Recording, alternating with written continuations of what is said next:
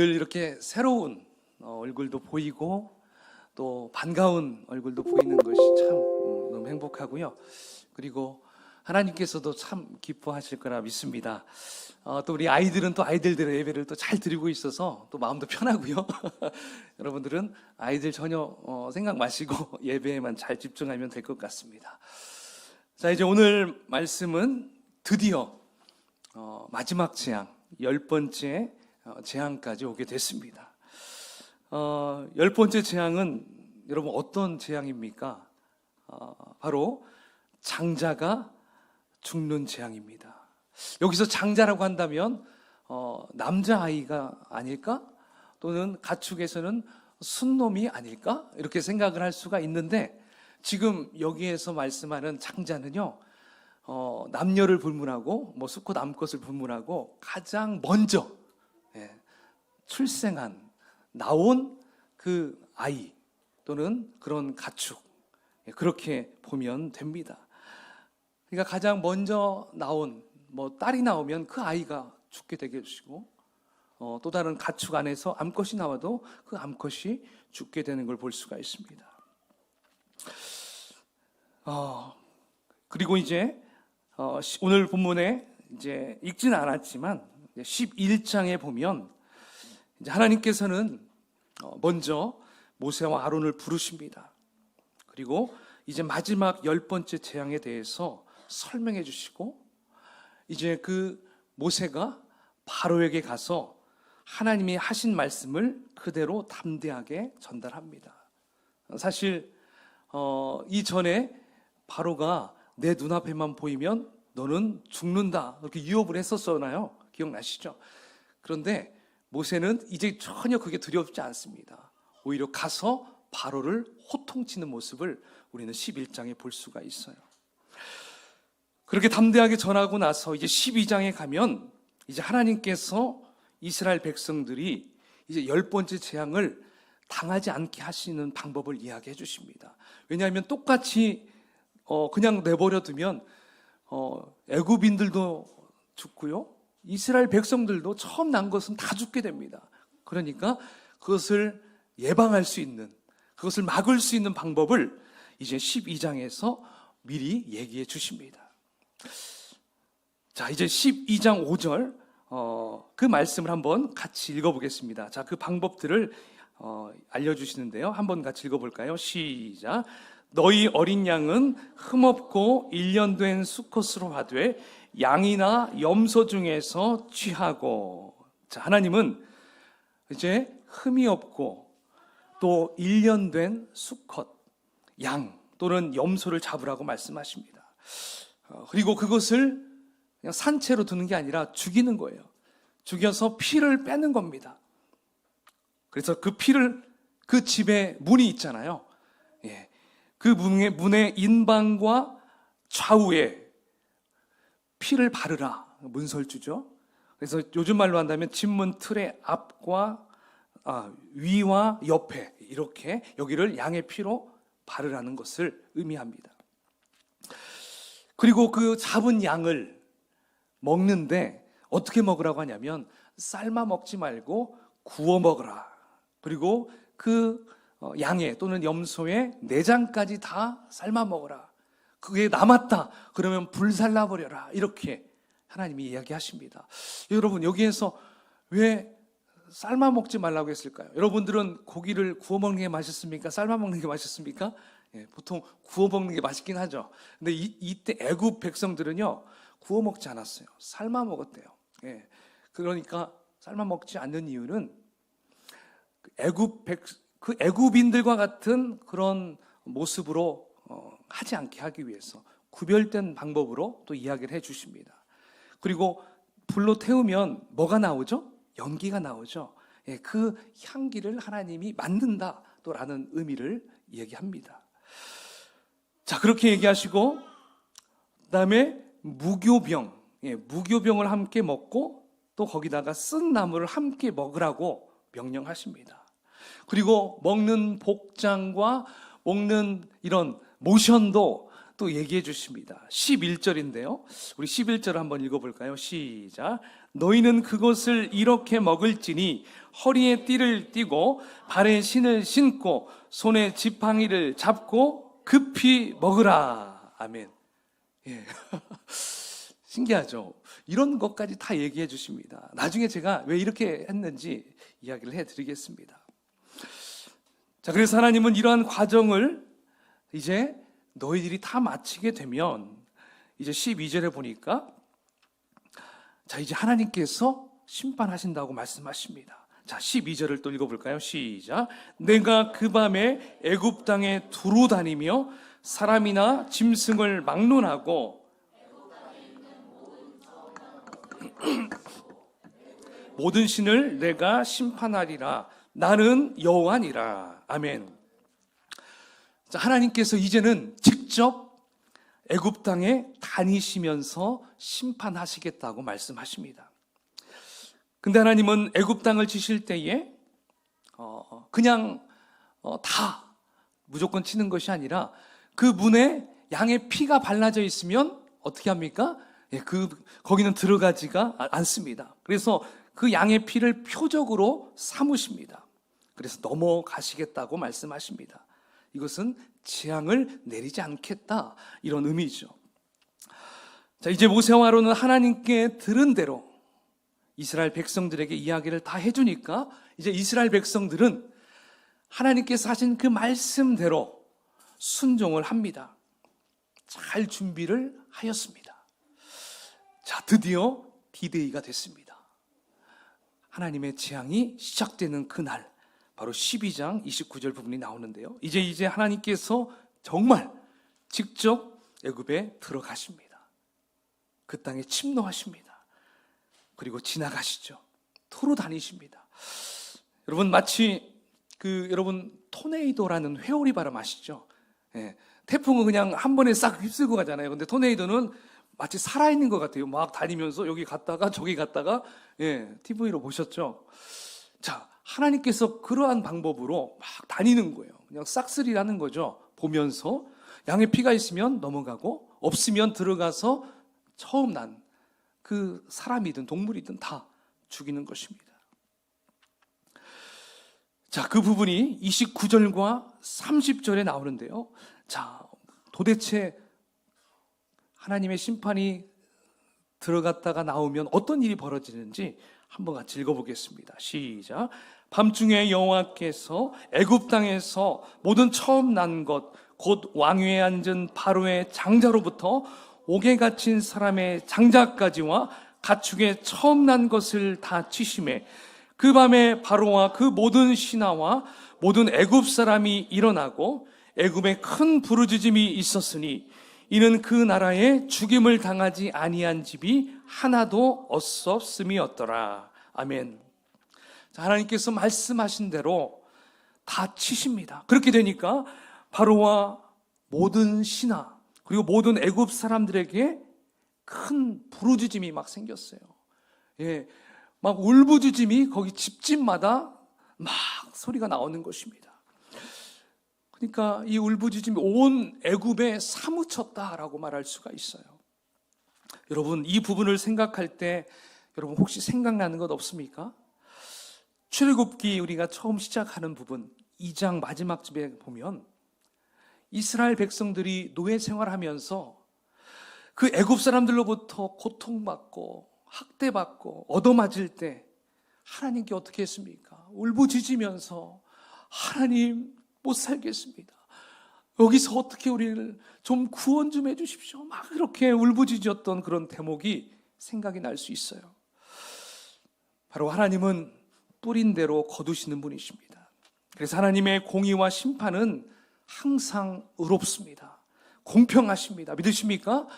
네, 지금 그 일을 지금 하나님이 이루시고 있는 거예요.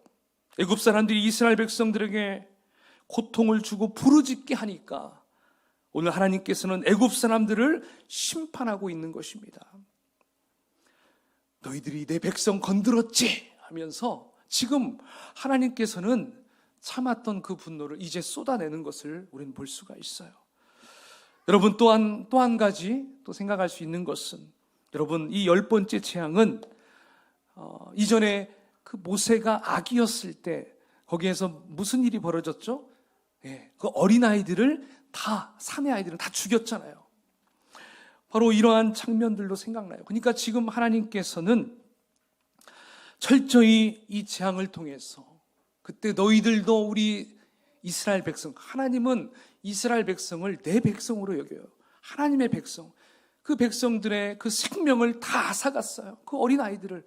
지금 하나님 또 그거에 대해서 보복을 하고 있다는 것이죠. 여러분, 이 애굽인들은 하나님의 이 10번째 재앙을 맞을 때 어땠을까요? 너무나 두려웠을 것입니다. 정말 이루 말할 수가 없었을 것입니다. 사실 지난 시간에도 제가 제가 해드렸듯이 하나님이 내리시는 이 10가지 재앙은 당시 애굽인들이 섬기는 우상들과의 전쟁이라고 얘기했죠.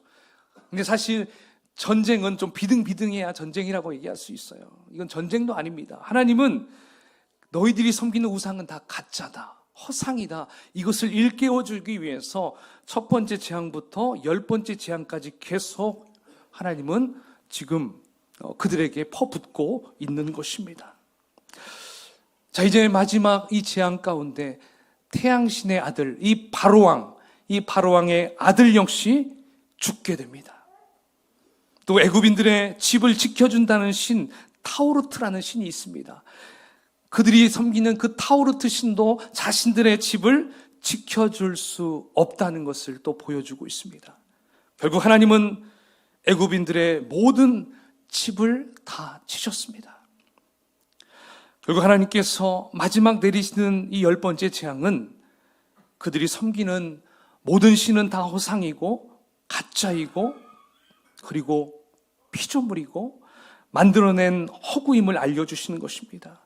하나님 앞에서는 아무것도 아니라는 것을 지금 그들 스스로 느끼게끔 해주시고 있는 거예요. 여러분, 마지막 10번째 재앙이 있고 난 뒤에 어떤 일이 벌어졌을까요? 이제 바로왕의 마음이 바뀝니다. 드디어 바로가 바뀌어졌어요. 그가 어떤 말을 했는지 한번 읽어보겠습니다. 31절, 32절입니다. 함께 읽어볼까요? 시작. 밤에 바로가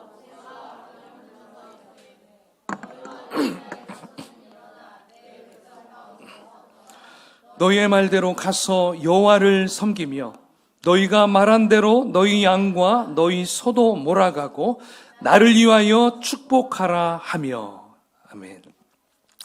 그토록 완고하고 완악하고 정말 강팍했던 그 바로의 마음이 이제 녹아져 내렸습니다.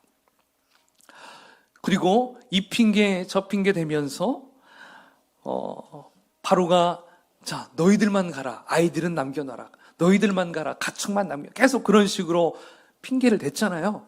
근데 이제는 어떻습니까? 애굽을 떠나 광야에 가서 너희들이 예배를 드리거라. 그리고 너희의 양과 소도 다 가지고 가거라. 자, 이렇게 이제 두 손 두 발 다 들고 있습니다. 뿐만 아니라 하나님께서는 노예 생활을 해온 이스라엘 백성들의 수고에 대해서 뭘까지 챙겨주는지 아십니까? 보상금까지 챙겨주십니다. 전리품까지 다 가지고 가라고 이야기합니다.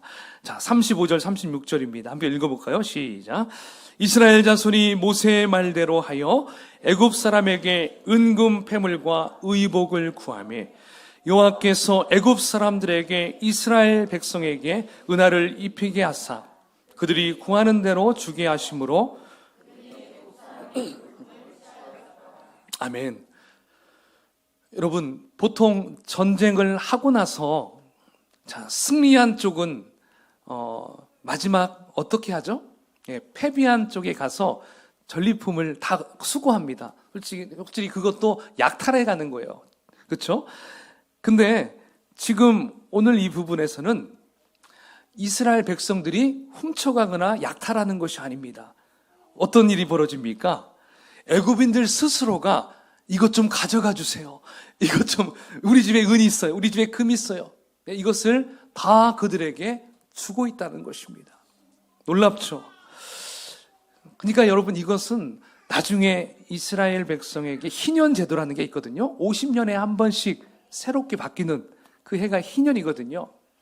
그러니까 노예도 희년이 딱 되면요, 자유의 몸이 됩니다. 그런데 몸만 자유가 되는 것이 아니라 그 노예에게 그동안 수고했던 것들을 다 챙겨줘요, 주인이. 해서 몸도 자유롭게, 그리고 본인이 쓸 그런 폐물까지 다 가지고 가게 된다는 것입니다. 그렇습니다. 하나님께서는 이렇게 이스라엘 백성들의 눈물로 뿌린 노고와 고생했던 것들을 잊지 않으시고 애굽인들로부터 보상받게 하시고 위로해 주십니다. 여러분, 이스라엘 백성들이 얼마나 감격이 되었을까요? 얼마나 감사가 되었을까요? 여러분, 이렇게 그 처음 70명으로부터 시작된 그 애굽 생활이 이제 나올 때 그 숫자가 어떻게 됩니까? 오늘 본문에 보니까 37절에 보니까 장정만 60만 명이 됐어요. 그리고 장정 플러스 아이들과 그리고 여성들까지 다 포함하면 대략 200만 명이 넘는 숫자가 그렇게 늘어나게 되는 것입니다. 그런데 놀라운 것은 430년 만에 출애굽하고 있는 이 백성들을 향해서 하나님은 그들을 부르는 호칭이 좀 달라졌습니다. 이전에는 내 백성, 그렇죠? 히브리인들, 이스라엘 백성 막 이렇게 얘기했는데 이제 하나님은 그들의 호칭이 달라졌어요. 41절을 한번 읽어볼까요? 시작. 430년이 끝나는 그날에 여호와의 군대가 다 애굽 땅에서 나왔은즉, 아멘. 뭐라고 하시죠? 여호와의 군대, 백성에서 군대로 바뀌고 있습니다. 여러분, 하나님께서는 그동안 노예로 지내던 이스라엘 백성들이 출애굽했다고 해서 너희는 이제 자유인이다, 너희는 해방인이다 이렇게 말하지 않습니다. 너희는 이제 나의 군대다, 하나님의 군대라고 말씀하십니다. 여러분, 이 말은 앞으로 이스라엘 백성들이 헤쳐나가는 것, 쉬운 일이 아니라는 거예요. 이것을 암시해 줍니다. 군대는 전쟁을 하는 거잖아요. 그러니까 이제 너희들은 출애굽했다고 끝나는 게 아니다. 앞으로도 계속 전쟁을 치르면서 정복해 나가야 한다. 이것을 지금 가르쳐주고 있는 것입니다. 사실 저와 여러분들과 같은 그리스도인들, 예수 믿고 구원받은 우리들도 죄의 노예에서, 그렇죠? 자유인이 됐습니다. 믿으십니까? 안 믿겨지십니까? 그죠? 우리도 해방되었잖아요. 그죠? 자유자가 되었습니다. 그러나 성경은 우리가 자유자라고만 말하지 않고 또 다른 하나의 표현을 씁니다. 바로 이스라엘 백성들을 하나님의 군대라고 말씀하신 것처럼 신약에 보면 사도 바울도 우리에게 너희들은 하나님의 군사다, 용사다, 이렇게 우리에게 말씀했습니다. 그러니까 우리는 또 하나의 신분이 있습니다. 그것은 하나님의 자녀임과 동시에 하나님의 군사라는 것입니다. 여러분, 군사의 특징이 무엇일까요? 우리 남자 집사님들 중에는 다 군대를 다녀왔을 거라 믿고 있습니다. 저도 믿습니다. 저도 군대를 다녀왔는데 또 장교 출신도 있으시고 또 일반 사병도 있었을 것입니다. 여러분, 군인은 내 개인 생활을 할 수 있을까요? 할 수 없습니다. 군인은 내 생활이 없어요. 나라가 하라는 대로 해야 되고요. 그리고 군대의 지휘관이 하라는 대로 해야 하는 사람이 바로 군인이고요. 병사입니다. 바로 군인은 상급자에게 복종해야 될 위치라는 것이죠. 그래서 성경에서도 영적인 군사가 무엇인지 잘 말씀해주고 있습니다. 한번 디모데후서 2장 3절 4절 읽어볼까요? 시작. 너는 그리스도 예수의 좋은 군사로 나와 함께 고난을 받으라.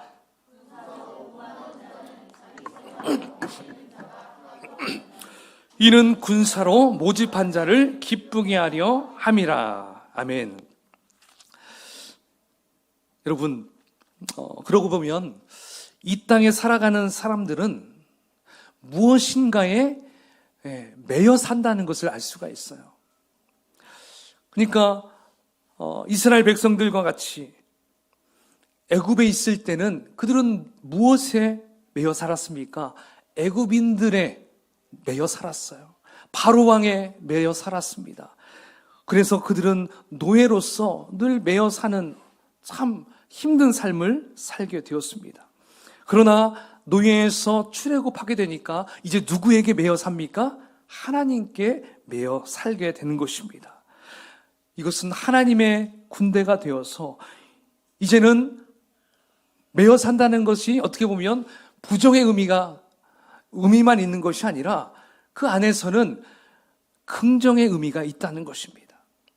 자, 이제 하나님께 매여 산다는 것은 내가 하나님의 말씀에 순종하며 살아간다라는 것을 의미하는 것입니다. 그러므로 저와 여러분들도 예수 믿기 전에는 부모님의 신앙으로 내가 교회를 다닌 것은 제대로 믿는 게 아니죠. 자, 예수님을 제대로 내가 만났을 때 그 이전과 이후 어떻게 달라집니까? 그 이전에는 나를 무엇이 이끌어갑니까? 세상이 나를 이끌어가죠. 공중권세 잡은 이 사탄이 나를 되게 많이 이끌어갑니다. 거기에 매여 살게 되죠. 또한 세상의 가치관이 나를 매여 살게 됩니다.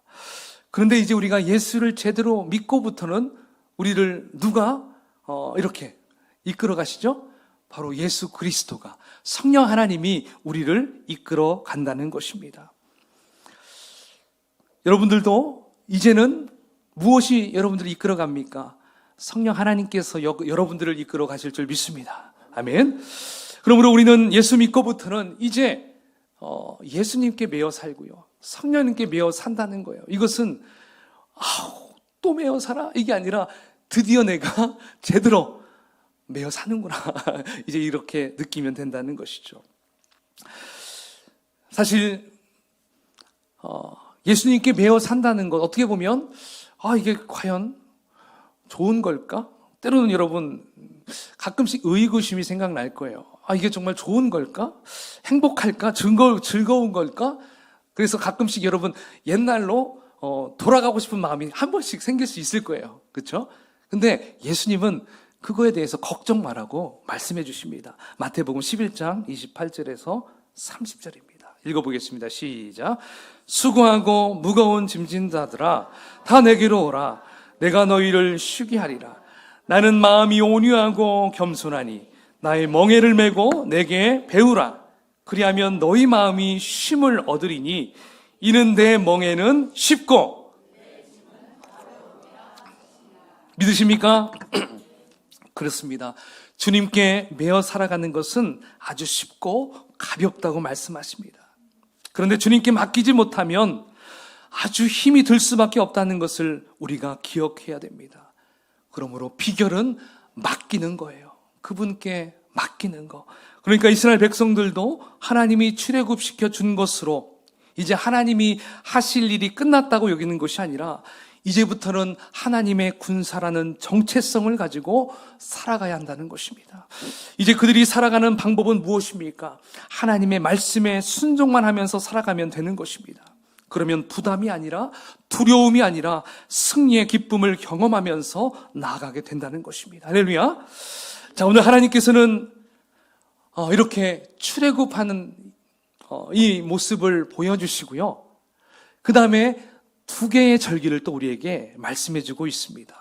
하나는 유월절, 또 하나는 무교절입니다.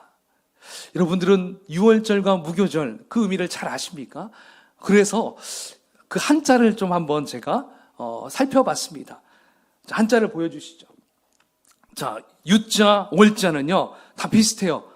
넘을 유자, 건널 월자, 절기 절자 해서 유월절입니다. 이걸 영어로 하면 패스오버라고 해요. 지나가다, 그렇죠? 위로 넘어가다, 지나가다 이렇게 얘기합니다. 그래서 영어에서 P자를 대문자로 딱 표기하면 저 자체가 뭐예요? 유월절이라고 얘기해요. 유월절. 고유명사가 된다는 것이죠. 그래서 유월절은 넘어간 것을 기념하는 절기예요. 자, 그리고 이제 유월절이 끝남과 동시에 이어지는 것이 무교절입니다. 자, 무교절에서는요, 무교, 여기는 없을 무의 누룩교입니다. 그러니까 누룩이 없는 떡, 무교병을 먹는 절기예요. 예. 여러분 보통 우리가 빵을 만들 때 뭘 넣죠? 이스트, 그죠? 또는 그게 효모죠, 효모. 예, 그걸 통해서 이렇게 부풀어져서 아주 달짝지근하고 포근포근하고 이렇게 맛있는 빵이 되는데, 이때는 그걸 효모를 넣지 않고 그대로 그냥 밀가루 그대로 굽습니다. 그러니까 딱딱하겠죠. 그렇게 맛도 없을 거예요. 그러나 그걸 먹으라고 합니다. 이걸 먹는 절기가 바로 무교절이죠. 자, 이렇게 이스라엘 백성들은 유교절과 무교절을 이제 하나님이 지키라고 하셨습니다. 그렇다면 하나님은 왜 이 절기를 지키라고 하셨을까요? 이것은 지키기 위해서, 그리고 기억하기 위해서 이 절기를 지키라고 말씀하십니다. 여러분, 말로만 해서는 이게 잘 지켜집니까? 안 지켜집니까? 그리고 기억됩니까? 안 됩니까? 잘 기억이 되지 않아요. 그래서 해마다 이스라엘 백성들은 이 의식을 하게 합니다. 그러니까 퍼포먼스를 하라고 해요. 실제 이것을 양도 그렇게 잡고요. 그리고 빵, 떡도 그렇게 만들어 먹으라고 하는 거예요. 왜요? 이것을 기억해야 하기 때문에 그렇습니다. 그래서 6월절이 되면 흠없는 양을 잡아서 그것을 죽이고 그거 피를 받아가지고 문설주에 바르고 살과 내장을 구워 먹습니다. 하나님이 하라고 하신 대로 그렇습니다. 출애굽할 때만 그렇게 하고 끝난 게 아니라 해마다 그 일을 했다라는 것입니다. 그리고 그 다음에 이 무교병을 먹는 것도 하러 가는 거예요. 근데 무교병, 이 누룩이 없는 빵만 먹는 것이 아니라 더불어서 쓴 나물과 함께 먹으라고 합니다. 그리고 먹는 자세도 아까 우리가 함께 살펴봤듯이 허리에 띠를 띠고 발에 신을 신고 그리고 손에 지팡이를 들고 급히 먹으라고 했습니다. 여러분, 지금 이러한 의식, 이러한 퍼포먼스를 하게 하는 이유는요, 아까도 얘기했듯이 기억하기 위해서 한다고 했어요. 그런데 여러분, 해마다 아이들이 이렇게 태어나잖아요. 우리도 아이들이 태어나요. 그러면 그 아이들이 태어나면 처음에는 멋모르고 이렇게 막 부모님이 하는 걸 봐요. 우리나라라면 뭐 제사를 드린 걸 이렇게 보겠죠. 근데 당시 이스라엘 백성들도 부모님들이 항상 6월절이 되면 양을 잡고 좀 있다가 맛도 없는 빵을 먹고 쓴 나물도 먹고 갑자기 막 모션도 이상하게 막 하는 것을 보면서 궁금하겠죠. 그러면서 그냥 이제 한 7살, 8살쯤 되면 물어볼 거예요. 아빠, 왜 양을 잡아서 피를 문설주에 바르고 맛없는 빵과 쓰디쓴 나물을 먹어요? 자, 그러면 그때 아빠는 또는 엄마는 그때 하나하나 알려주는 것입니다. 아, 얘야, 이렇게 어린 양 피가 문설주에 발라졌을 때 우리 하나님이 우리를 넘어가셨단다. 어린 양의 피 때문에 심판받아야 될 우리를 패스오브 하셨어. 유월하셨어. 하나님이 넘어가셨어. 이것을 기념하기 위해서 우리가 이 행위를 하는 거야. 그러면 아빠, 무교병과 쓴 나물을 먹는 것은 뭐예요? 또 물어볼 수 있겠죠. 그러면 또 친절하게 이 빵과 이 나물을 먹는 것은 급하게 출애굽을 해야 하기 때문에 요리를 제대로 할 수가 없어서 그냥 간단하게 먹는 거야. 이것은 긴급하다는 것을 말해주는 거야. 이렇게 설명해 주는 거죠. 자, 그리고 누룩이 빠져있는 빵을 먹는 이유도 궁금하죠. 여러분 궁금하시죠? 왜 누룩을 뺐을까? 자, 이것은 순전함을 말하고 있는 것입니다. 순전함. 그리고 쓰디쓴 것을 먹는 것은 먹을 때마다 정말 애굽에서 고통받았던 우리 민족을 생각하는 거예요. 정말 그 고통을 대신 느끼기 위해서 잠깐 그 쓴 것을 먹어보는 거죠. 자, 그리고 허리에 띠를 띠고 지팡이를 들고 막 도망갈 것처럼 하는 이유. 도망가면서 먹으면서 쓰디쓴 나물을 먹으면서 가는데 이건 왜 합니까?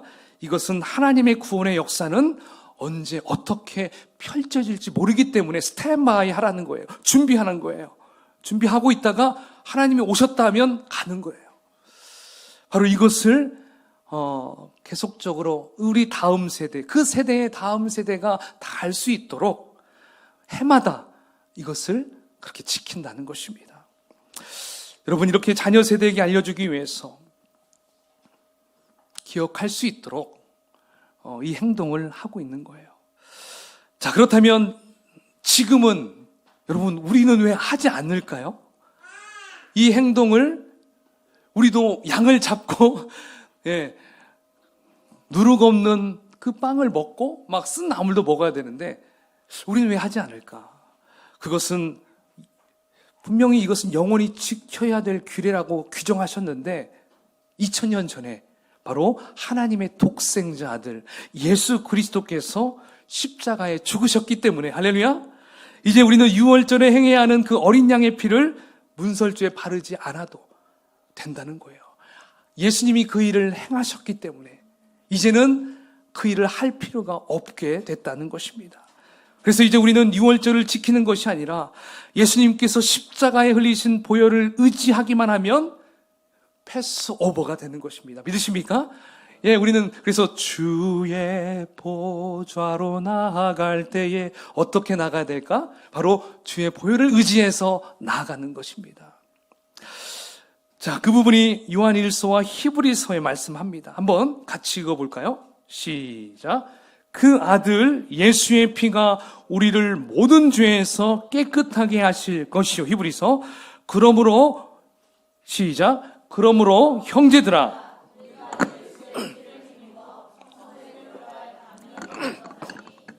아멘. 여러분, 이제 우리는 예수의 피를 힘입어 성소에 들어갈 수 있게 된 것입니다. 아멘. 그래서 여러분, 아까 우리 함께 찬양할 때 마지막 찬양 어떤 찬양했습니까?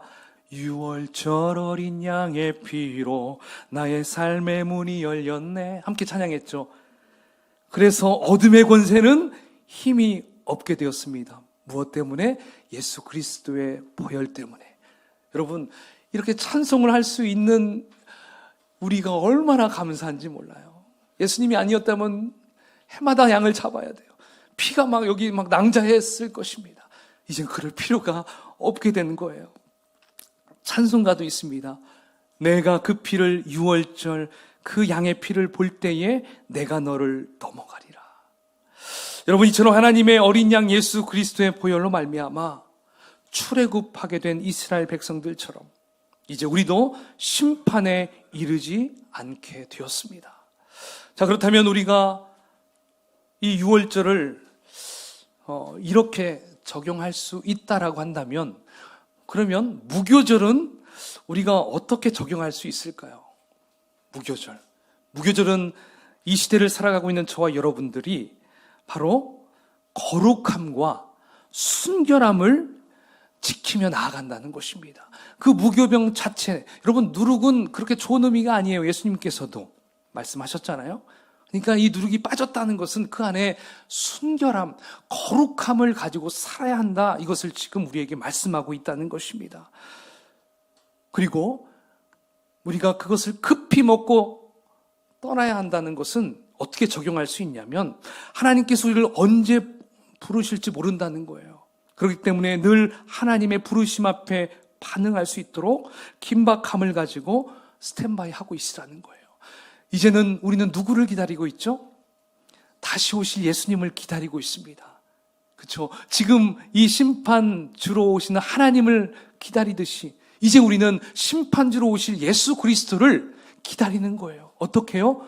언제 오실지 모르는 위기, 그리고 긴박함.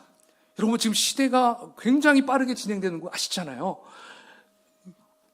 지금 오셔도 누가 왜 벌써 오세요? 이렇게 말할 사람 없어요. 지금 오셔도 충분히 다 성경을 이루신 말씀이 될 수 있어요. 그러니까 지금 더디게 오시는 이유는 뭐예요? 한 영혼이라도 더 구원받게 하시려고 지금 우리 예수님은 계속 기다리고 있다는 것입니다. 그러므로 우리가 이렇게 매주 드리는 이 예배, 어떠한 예배가 돼야 되겠습니까? 바로 바로 우리를 구원해 주시는 하나님에 대한 감사, 또 유월절에 대한 기념의 예배가 되어야 될 것입니다. 그리고 이 예배를 드리고 나서는 우리의 가정과 직장과 학교와 일터로 돌아갈 때는 내가 무교절을 지키는 마음으로 살아야지, 거룩함과 순결의 삶을 살아야지 라는 마음의 결단을 하면서 이 예배를 마친 후에 세상으로 나가야 될 줄 믿습니다. 여러분, 이번 한 주간 어떻게 살아가겠습니까? 출애굽한 이스라엘 백성들이 이제 예굽의 노예에서 하나님의 군대가 된 것처럼 이제 저와 여러분들도 하나님의 강력한 군사가 되어서 이 땅에 위축되거나 정말 뭐 어떻게 두려워하면서 살아가는 것이 아니라 이 땅에서 하나님의 나라를 이루어가며 승리의 삶을 살아가야 될 줄 믿습니다. 여러분, 이것이 어떻게 가능할까요? 그것은 바로 유월절을 완성하시고 우리를 구원해 주신 예수님이 나와 함께 동행하고 있다라는 것을 믿고 나아가면 됩니다. 그 주님이 나와 함께 하시고 그 주님이 내 곁에서 나를 밀어주시고 땡겨주시고 손잡고 간다는 것을 믿고 나아가면 무슨 일이 벌어질까요? 내가 밟는 땅이 하나님의 나라가 될 것입니다. 할렐루야. 그러한 마음으로 한 주간 승리하며 살아가는 여러분이 되기를 축원을 드리겠습니다. 함께 기도하겠습니다.